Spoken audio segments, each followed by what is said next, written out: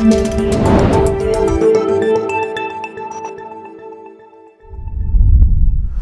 այսպես 2020 թվականին մեկ սերունդ զոհաբերեցին, իսկ հիմա արդեն անցել են դպրոցականներին, հարգելի հեռուստադիտողներ, քաղաքական, քաղաքագիտական աքսիոմ է, որ ցանկացած իշխանություն ընտրություններից առաջ պետք է ձգտի ապահովել մաքսիմալ հանդարտ մթնոլորտ, որպեսզի նա կարողանա ընտրությունների արդյունքում պահպանել իր իշխանությունը, որպեսզի նա կարողանա առանց խնդիրների, առանց պոտենցիալ ընդվզման գա եւ վերարտադրվի, բայց Հայաստանի Հանրապետությունում մենք արդեն հասել ենք մի այնպիսի կետի, երբ որ իշխանությունների վախը, անձնական վախը, իրենց անձնական կոմֆորտ իրավիճակը իրենց համար շատ ավելի կարևոր է, քան քաղաքական որոշակի հաշվարկներ եւ այն, ինչ այսօր ինչին մենք այսօր բոլորս ականատես եղանք Մինասյան եղբայրներից մեկի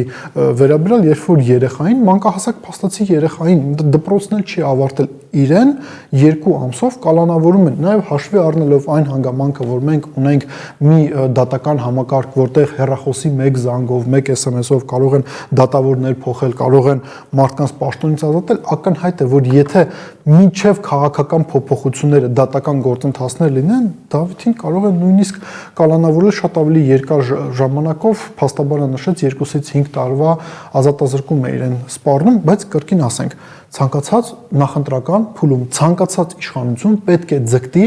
կայունություն ապահովել։ Առավել եւս տեսեք, Դավիթը այն սերունդի ներկայացուցիչն է, այսինքն այն խմբի ներկայացուցիչն է երիտասարդների, որոնք սովորաբար ակտիվ մասն են ներկայացնում հասարակության, բայց կրկին ասենք, իշխանությունների վախը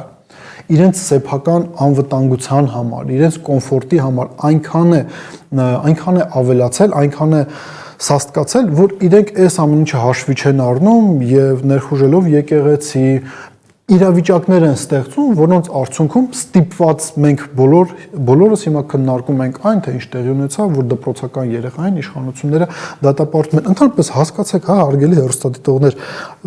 չմոռանանք ինչի համար ենք հավաքվել։ 2021 թվականին իշխանությունները ինչ կարգախոսով էին գնում, ապագա կա ապագա։ Հիմա Դավիթը չպետք է ապագա ունենա։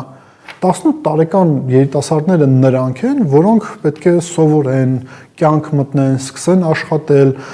կրթվեն եւ այլն եւ այդպես շարունակ։ Նիկոլ Փաշինյանը որոշել է, փաստացիորեն սա քաղաքական որոշում է, որովհետեւ մեղմ ասած զարմանք է առաջացնում, որ հենց մնացական Մարտիրոսյանին է մակագրվել այս գործը։ Իրենք որոշել են, որ Դավիթը պետք է կալանավորված լինի։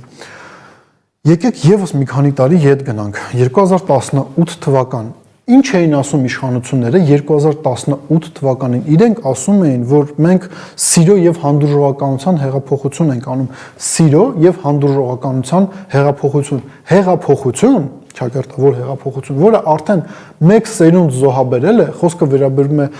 44-օրյա պատերազմի ընթացքում 2020 թվականին Արցախում զոհված երիտասարդների մասին, մի սերունդ, որի ներկայացուցիչների զգալի հատվածը ձեռքերի վրա Նիկոլ Փաշինյանին բերեցին կառավարական առանձնատուն, բերեցին վարչապետի աշխատասենյակ, այդ մարդիկ հնարավորություն չստացան շարունակել իրենց կյանքը եւ հիմա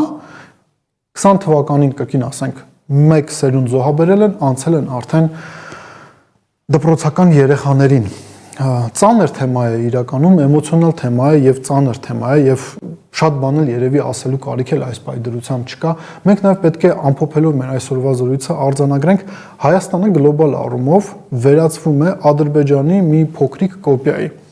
Մենք հիշում եք ինչ էր ասում Նիկոլ Փաշինյանը, նա ասում էր, որ Հայաստանը չի կարող գնալ, Հայաստանին սպառնում է ադրբեջանացում, եթե օրինակ երրորդ ժամկետի գնա Սերժ Սարգսյանը, բայց Նիկոլ Փաշինյանը հիմա ինքը գնում է երրորդ ժամկետը եւ քայլեր է իրականացնում, որոնք լիովին համապատասխանում են հենց ադրբեջանական կառավարման մոդելին։ Եվ ամփոփելով, ավարտելով պետք է նշենք հետեւյալը, կրկին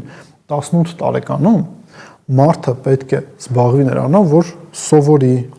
կյանք մտնի, իր ապագան կառուցի, բայց Նիկոլ Փաշինյանը որոշել է, մարդիկ կրկին ասեմ, որոնք ասում են նախկինները պատվալներում, նախկինները պատիեզներում մարդ էին ծեծում, իրենք որոշել են, որ իրենք կարող են եկեղեցում մարդ ծեծել եւ հետո այդ մարդուն նաեւ դատել։ Այս ամենը մտապահեք հունիսի 7-ի համար։ Մտածեք այդ մասին։